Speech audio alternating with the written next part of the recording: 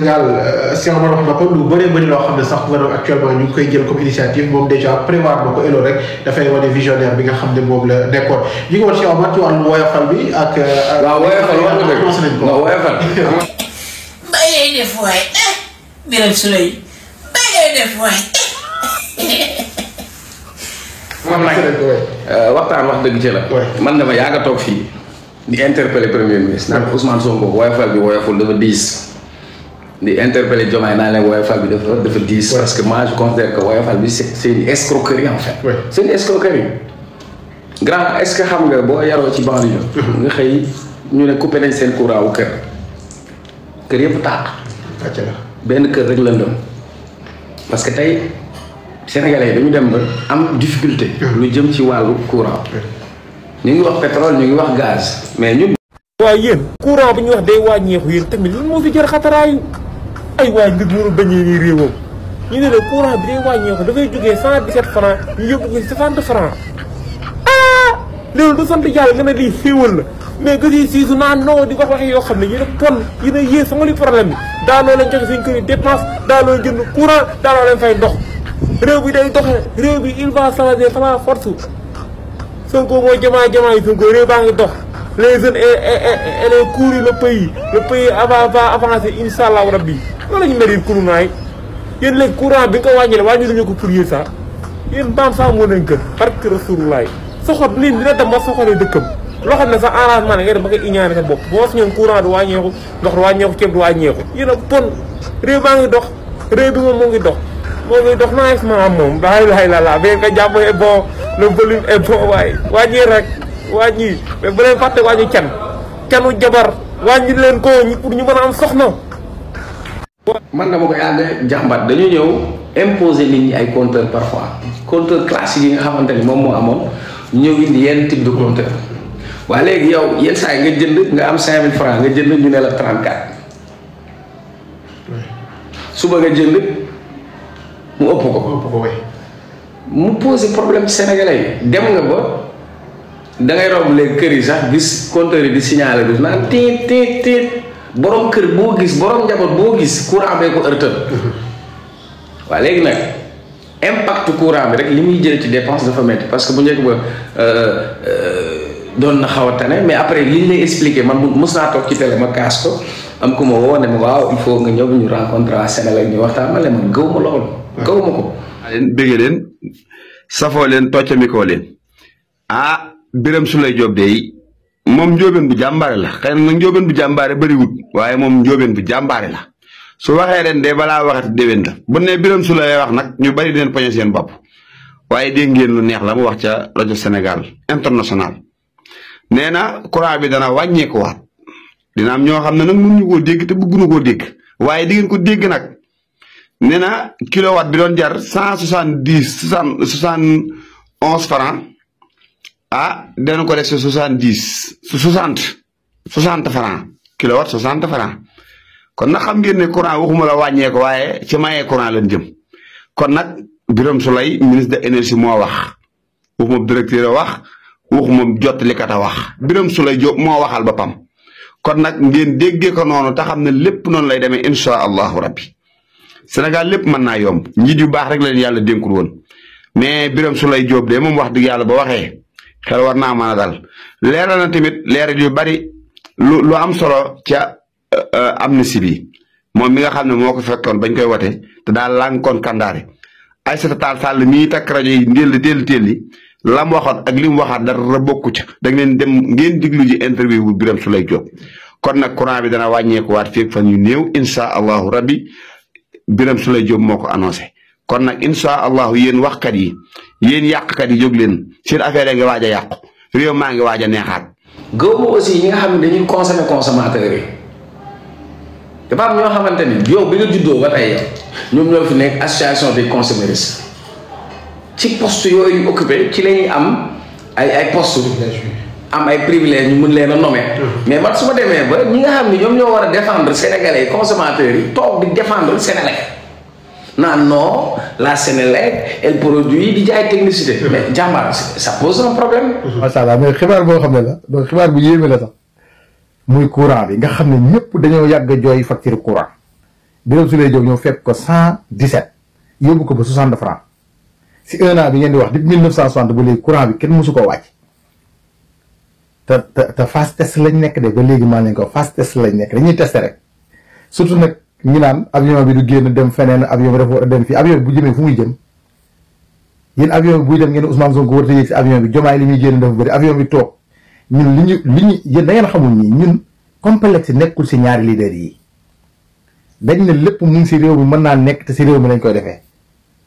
courant bi ñu wàññi de fii si réew mi lañ ko defee si Sénégal macha allah jërëjëf président Diomaye président Ousmane Sonko waaye jërëjëf Birame Souleye Diop li ma gën a neex si ministre yi mooy kenn ku nekk lañ la jox yaa ngi reyante pour raw sa morom ku si génn dem plateau rek bu waxee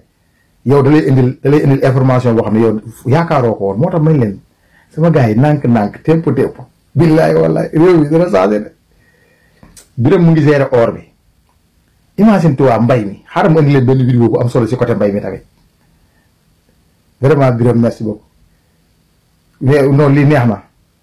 waaw réew mi daa dëgg avion bi dafa war a génn avion bi dafa war a naaw wala avion bi li muy naaw di ko uti ñi koy lebi tam mañ ko def si réew mi lañ koy def dama leen di fàttali Ousmane Sonko bi ñuy wootee solution waxutoon pétrole ak gaz moom lépp impôt réew mi rek la doon wax ne mën na si defar réew ñu naan ko non système bi du nit doxalin la te ñi non complexe bi nekkul ci ñoom moo ma gën a neex amul sans complexe la ñuy dund gis nga Covid 19 bi ku mu yeewu dootoo yeewu dañoo war a moom suñu bopp te adduna bi président yi ëpp doole si adduna bi ñu ngi tëkk wante anytime mën nañu xëy taal guerre maar day taal mais boo amul loo moomoon sa bopp foo jëm da ngay waaye di kenn ku ne na téye li moom xaaral ma indi leen vidéo bi continuer commentaire bi non kontaan naa voilà xool leen vidéo bi ma leen tegal macha allah xoolal mbay mi lii nag maa ngi si woo ndaw ñi di si woo diaspora lii mooy soqali réew mbay mii nii sama gars yi affaire bi du ndakaaru rek de génn leen dugg si àll bi xoolal ndox mi li ay nit ay patriote ñoo volonté wu di def yii nii si biir àll bi moo tax ma leen Dakar du Sénégal gis nga ku si génn dem si àll bi bayi non baykat yi ñooy dem ba moom town bi waa town ñooy génn daw dem si àll bi duñ fa am place sama gars yi ñii foofu lañu ñii dañoo comprendre lan mooy soqali am réew bay dundee danañ leen jox engrais bu doy bu neexee yàlla danañ leen jox matériel yu ngeen bayee bu doy te yàlla suñu borom moom xam ngeen ne ndoxam mi moom gars yi dèjà autoroute de l'eau bi ñuy bëgg a tas partout si biir Sénégal ngay bay noor ak nawet mais bu la fekkee temps dëkk bi avancé nga taxaw nga toog naan dëkk bi doxul mais dëkk bi day dem de temps bi dafay dem caaxaan faaxee la séeréer wax te séeréer la jëlee réew mi nag danañ leen jox waaye yéen tamit yéen ñi nga xam ne yéenay bay nii di rapporter di ñëw di jaay da ngeen ko yombal di gis réccu wuñu leen doon xeex de réccu wuñu leen daan wax de vidéo bi de maa ngi koy def 1 heure du matin damaa sonn sax ko ma xool wallahi waaye mënuma ko nelawaale te waxuma ko macha allah. ku waxul dëgg wax leneen courant bi rey na Sénégalais yi jàmbaar courant bi billaahi wallaahi bokk na si facteurs yi gën a sonal nit ñi. yéen yàqkat yi jóg leen seen affaire yi nga waaj a yàqu réew maa ngi waaj a neexaat waaw comme que yéen bu ne waaj nañ courant te ngeen di fay courant seen xool du neex man bu ngeen di ay Sénégal di ngeen ma jaaxal waaye nag na ngeen xam ne bu fukk dee mer téeméer ngeen kontaan la Youssou Ndour na woon bu fukki gas fukk di suul pënd baay bari waaye pax du am waaye fi mu toll nag téeméer ay gas kenn di suul pënd du bari te pax dana am insha allah. maanaam dañuy bañ ngeen jàpp ni yëguñu ko yëg nañ ko de ñun yëg nañ ni courant bi day jógee ci 117 francs dem ci 60 francs loolu yëg nañ ko de mbégte la ñëpp a ci benn ndax ñun lu ñu mën a am dund nit ñi gën a oyof la. waaw mais nag bu la yàlla na toog nga am ñaari journal yoo xam dañuy relever défi ndax ñoom mënuñoo xëy te yënguñu aras muy journal Youssou Ndour ak bu Bougane Gueye Dany bu ñu bind dëgg li ñuy wax dara du ci dëgg léegi bu subaa deel xool li ñu lay bindal maanaam yow da ngay laajte ndax Diomaye li mu doon wax démb ak lii Tribune bind maanaam ñun fan lañ ne bu ñu wax dëgg journal bi maanaam moom ku koy déglu moom jàppal ne yow moom aras moom heure bu yëngoo rek yow mi koy déglu si ñu koy yëngal nga bokk yow mi ko jënd si nga bokk bu ñu wax lu am te suba dañuy déformer wax yi boo demee ci matinal bi ku ne di wax nga demati fële gisati fële waa jooju nga xamante ni tey dafa bon ba ñuul kukk ah mooy nekk ku si ne sam nekk sa matinal ñaari journal yooyu tax duñ si mën a communiquer ndax suba dañoo war a relever défi lu ngeen fi jar rek dinañ ko tonni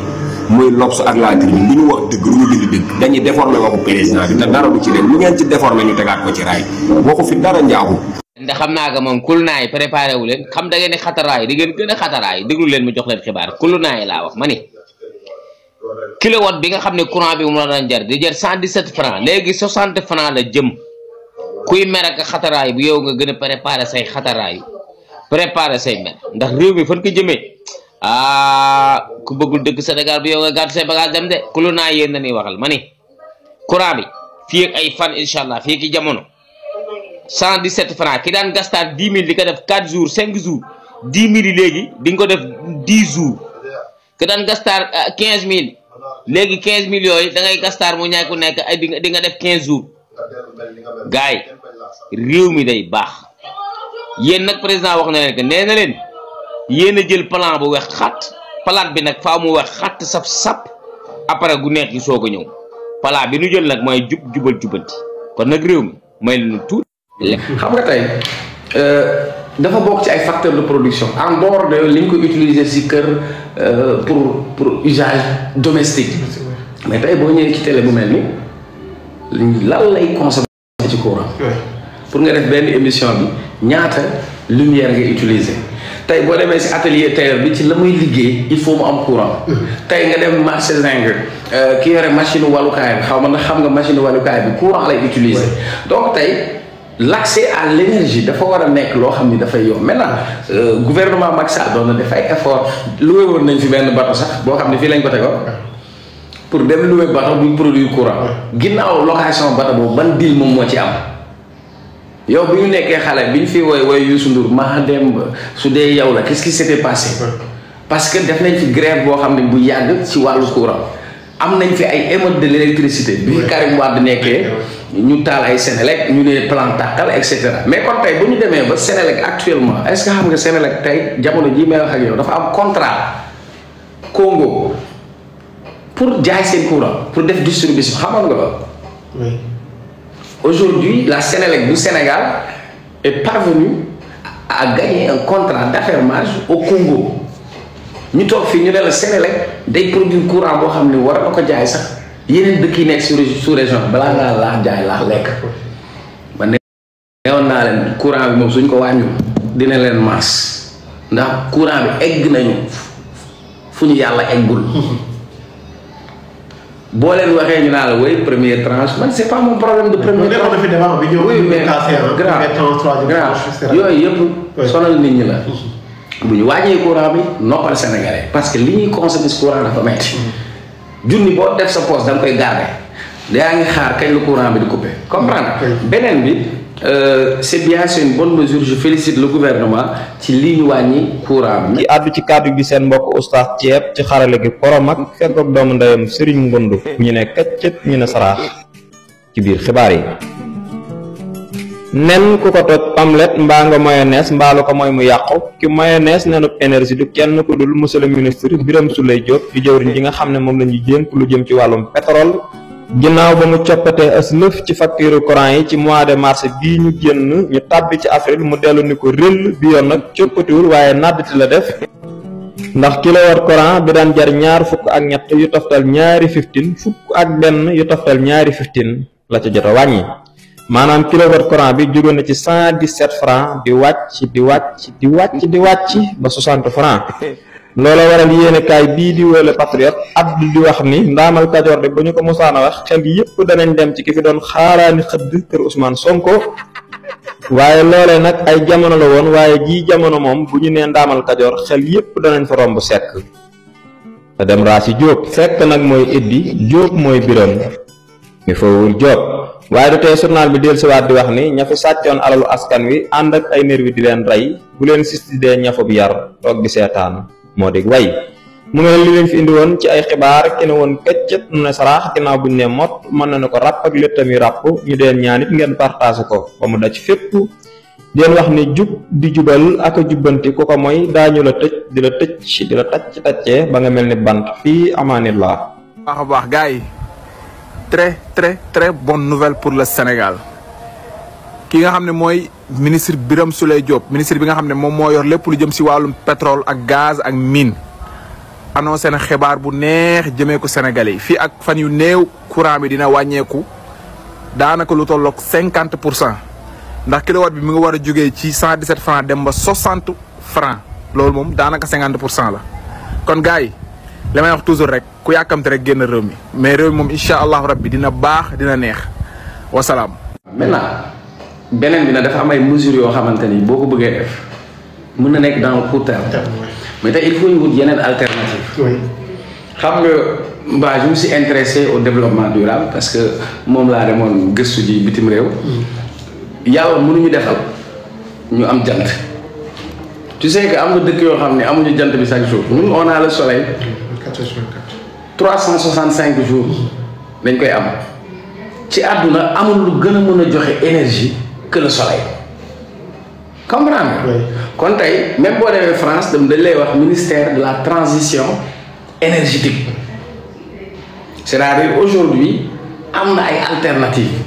courant day jóge ci ngelaw am nañ fi au Sénégal une centrale éolienne je sais pas ndax dem nga fa je l'ai visité yoo xam ne 65 pylônes la am c'est le seul en Afrique 65 mooy hélices yooyu di daw dafay produire courant ndox mi dafay produire courant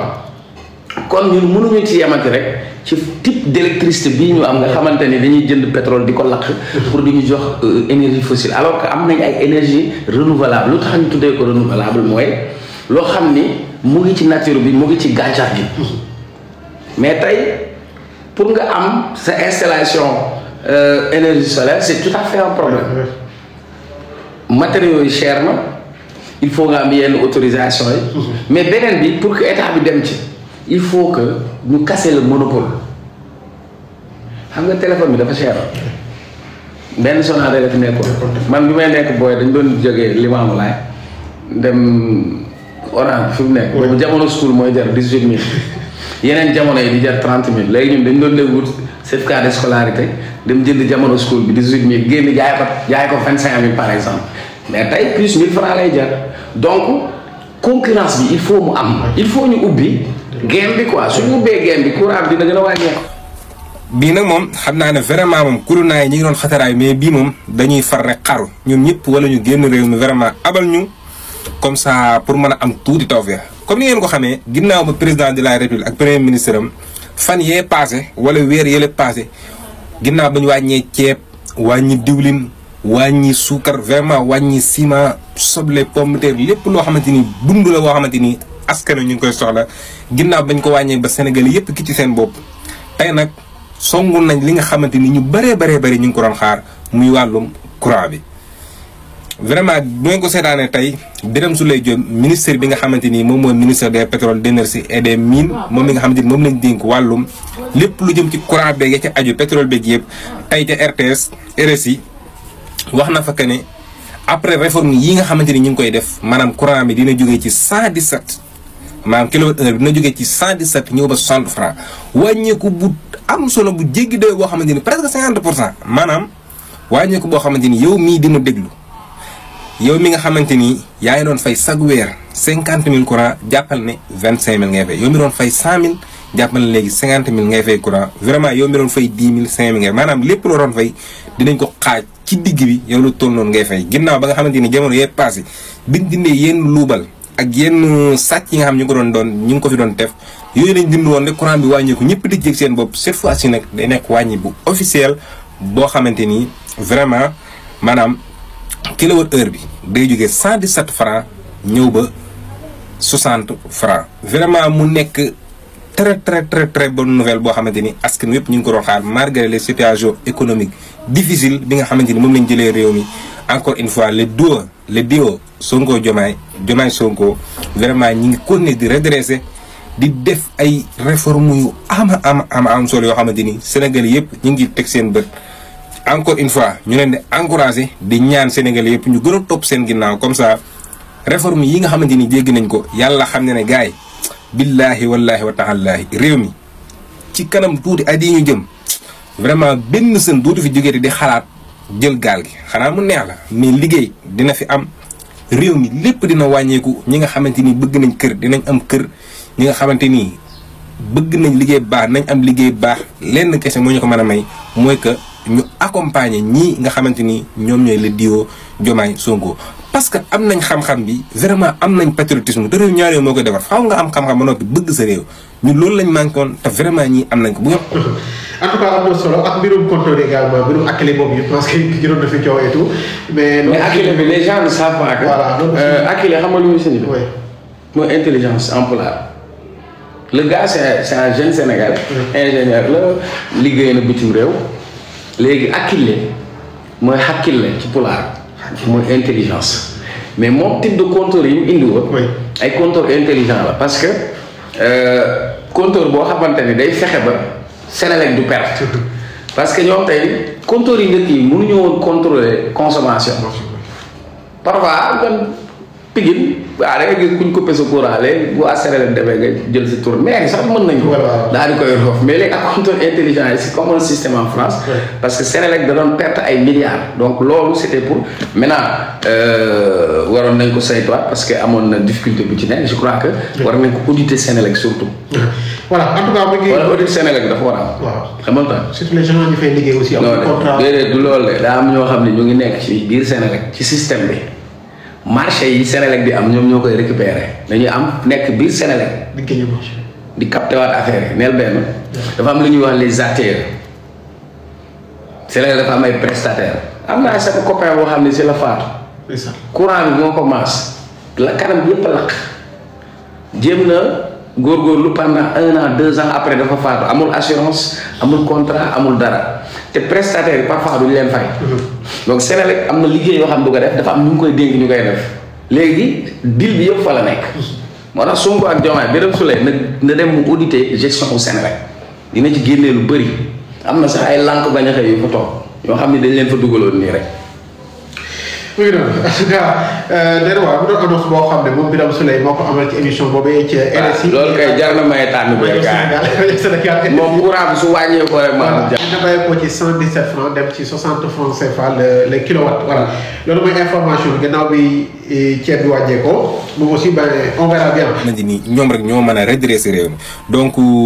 ginnaaw ba ñu wàññi lépp daal courant bi moom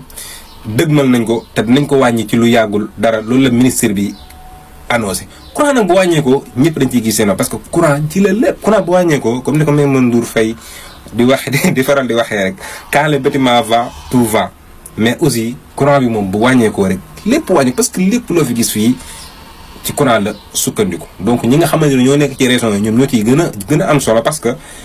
tàngaay bi nga xamante ne da ngeen daan tàng léegi bépp dëkk boo nekk lu mu tàng da ngay mën a am sa climatiseur da ngay mën a am say wàllum machine yoo xamante ni bépp coono boo daan am daf lay wàcc parce que machine yi ngay fóote yëpp da nga koy am du jar nit ñi di fóotati yenn fóot yi parce que machine bi da ngay mën a utiliser courant nu mu la neexee te courant bu doy lay doon ci lu dul ngay fay xaalis bu bari donc vraiment nekk na lu am solo te aussi day tax investir yi gën a ñëw comme ni ko yenn kulunaay di waxee rek naan ay ba ñuy toogee ba léegi investisseurs yi dañoo daw Sénégal ñëwutuñ te loolu di ay caaxaani kese dara du ci dëgg tey DC APIX bi nga xamante ni moom lañ dénk wàllum APIX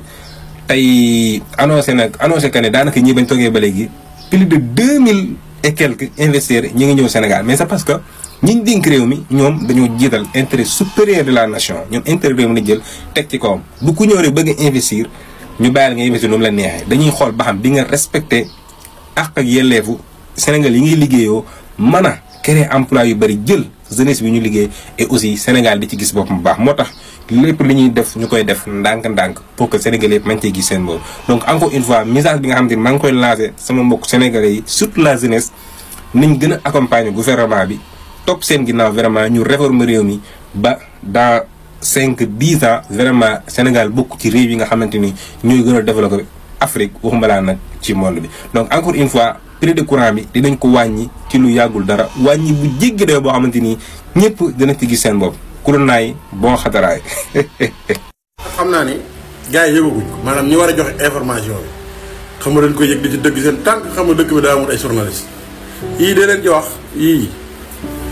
ma ne ngeen partagé ma ko nag balaa maa xóotal yaatal lii ngeen partagé ma ko xam naa ne journaliste yi duñ ci wax waaye dinañ xam ni état boobu yor na ay journaliste boppam 117 la jógee jëm ci 60 francs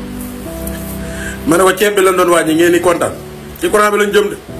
wallahi yeneen xam nga Diomaye wax na ko si dernière kéem bi dernière sortem bi nee na yeneen a ngi ñëw yeneen sorte waaw du xaar leen ko rek yéen daal bu leen découragé wu lu ñu ci wàññeek lu ñuy bëgg a def ak yëpp yéen xaar leen ko de dana ñëw fii te ñëpp ngeen ko yëgandoo ngeen partagé vidéo bi nag s'il vous plaît. lu ne fàng kenn du ko jeex de Birame nii la ko waxe woon nii la ko jëfee wax nañ fi facture yi daa wàññeeku gars yi takk rajo yi naan seddaay bi la naan seddaay bi la ñu ne leen ëcca tey nag lu ne fàng kenn du ko jeex ministre bi yor wàllum courant bi moo taxaw di Birame Souleye Diop wax ne mbir mi da leen ko jële 117 francs yóbbu ko ba 60 francs lii moo jara takk rajo yi lii moo jara wax ba ñëpp yëg ko parce que fi nga xamante si nii fi la ñu fekkoon réew mi ngir suuxal gi nu ko suuxal ak jëmale ginnaaw gi nu ko jëmale waaye xoolal liggéey bu mag bii nga xamante si nii def nañu ko dama ne bu dee waxi mbedd ak waxi jàppal bàyyil loolu moom Birame mënu ko waaye bu dee débat d'idées ak liggéey loolu moom Birame ci man ku dul moom. waaw kay salaamaaleykum wa rahmatullah encore une fois barke Serigne Touba information bu tàng jër waaw lañ doon xeex de amuñ ci benn regret de bu doon tey itam ñu xeexal lu ñu toll ndax dimbale suñu bopp dimbale suñu réew maanaam lii ngeen di gis nii muy kilowatt bi doon jaar 110 francs 117 francs muy nii day ñëw ci 60 francs ci kattanu yàlla président waxoon na leen ko ne leen xaar leen yeneen i wàññi acca kon. moom Birame Souleye moo ko amal ci émission boobee ci RSI. loolu kay jar na may tànn bu moom courant bi su wàññee ko rek maanaam jar. dina bàyyi ko ci 117 francs dem ci 60 francs CFA.